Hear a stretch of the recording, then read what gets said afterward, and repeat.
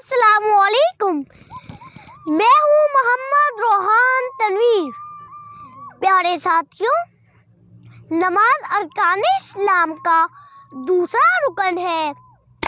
قرآن مجید میں نماز پڑھنے کا حکم بار بار آیا ہے۔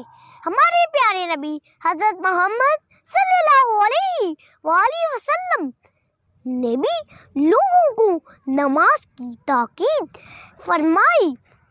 نماز کے بارے میں ارشادات نبوی ہے کہ نماز دین کا ستون ہے۔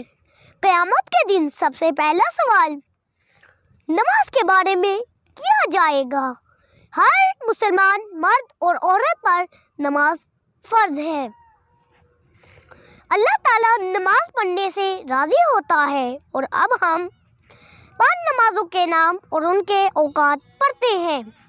صبح سویرے نماز ہوتی ہے، فجر کی دوپہر کے وقت، ظہر کی دوپہر کے بعد، عصر کی اور سورج غروب ہونے کے بعد نماز مغرب کی ہوتی ہے، اور عشاء کی نماز رات کے وقت پڑھی جاتی ہے۔ وضو کے بغیر نماز مکمل نہیں ہوتی۔ نماز ہمیں وقت کی پابندی سکھاتی ہے، اور اللہ تعالیٰ وقت پر نماز ادا کرنے سے راضی ہوتا ہے۔ پیارے ساتھیوں، امید کرتا ہوں کہ 5 نمازوں کے نام اور ان کے اوقات آپ جان چکے ہوں گے۔ شکریہ۔